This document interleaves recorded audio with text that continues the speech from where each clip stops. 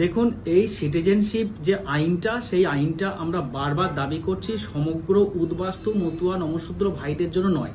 এটা শুধুমাত্র ৩১,৩১৩ জনের জন্য। কারণ ৩১,৩১৩ জনের এই যে এই আইনটা পাশ হয়েছে সেটা খাতায় কলমে প্রমাণিত। সেটা জেপিসি জয়েন্ট পার্লামেন্টারি কমিটি তার রিপোর্টে বলেছে, যে আইবির রিপোর্টে বলেছে যে ৩১,৩১৩ জন টোটাল ভারতবর্ষের শরণার্থী। আর অমিত শাহ নরেন্দ্র মোদীরা বারবার এই শরণার্থীদেরই নাগরিকত্ব দেবো বলছে। অর্থাৎ সারা ভারতবর্ষে ৩১,৩১৩ জনের নাগরিকত্ব দেবো বলছে। তারা বলছে না সমগ্র বাংলায় শুধু 4 কোটি ওপার বাংলার মানুষ বসবাস করে, তাদের বলছে না। তারা আনন্দে ধেই ধেই করে নাচছে, ভাবছে আমাদের নাগরিকত্ব দেবে না। এটা বাংলায় মাত্র 147 জন নাগরিকত্ব পাবে। তার মধ্যে গত 15 তারিখে সারা ভারতবর্ষে ৩১,৩১৩ মধ্যে পেয়েছে 14 জন। আর গতকালকে নদিয়া থেকে দেওয়া হয়েছে 11 জন। অর্থাৎ 11 আর 14 কত হলো?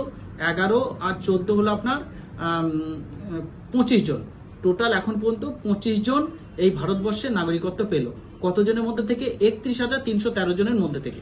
যদি এটা সকলকে নাগরিকত্ব দেওয়ার হতো, একটুখানি শুধু বাংলার মানুষের কাছে অনুরোধ করছি, এইটুকু শুধু বুঝে দেখুন, যদি সমগ্র ওপার বাংলার মানুষের জন্য নাগরিকত্ব হতো, তাহলে এই সংখ্যাটা 11 জন বা 14 জন হতো না। এটা 11 লাখ 14 লাখ করে এক একটা করে স্লট হতো। কখনো 11 জন আর 14 জন হতো না। এটা আমরা যেটা বলছি বারবার আমরা এটা দাবি করে আসছি। আমি, মানিক ফকির, সুজয় মণ্ডল, শিখা মণ্ডল, দীপক ব্যাপারী, রবীন্দ্রনাথ তালুকদার, আমরা বারবার দাবি করে আসছি যে এটা শুধুমাত্র ৩১,৩১৩ জনের জন্য, আর এগুলো কারোর জন্য নয়, বাংলায় 147 জন্য। সেটা বারবার প্রমাণিত হচ্ছে। অর্থাৎ গতকালকে যে নাগরিকত্ব পেয়েছে, সেই নাগরিকত্ব সার্টিফিকেটটা আমি আপনাদের একটু দেখাচ্ছি, তাহলে বুঝতে পারবেন।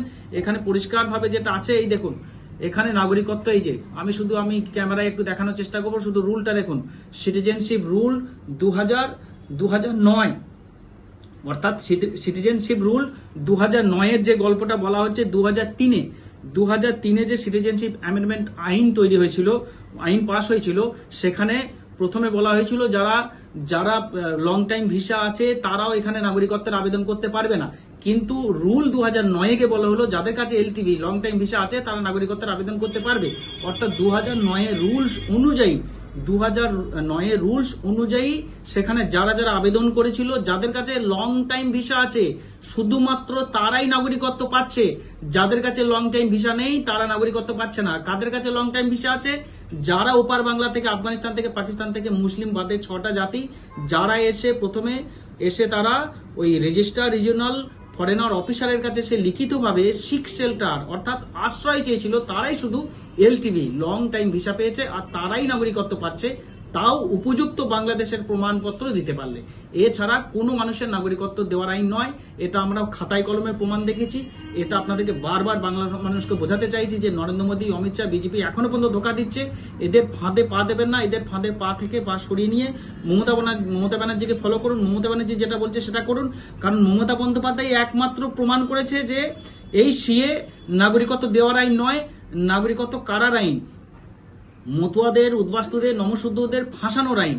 সকলে ভালো থাকবেন, সুস্থ থাকবেন। নমস্কার।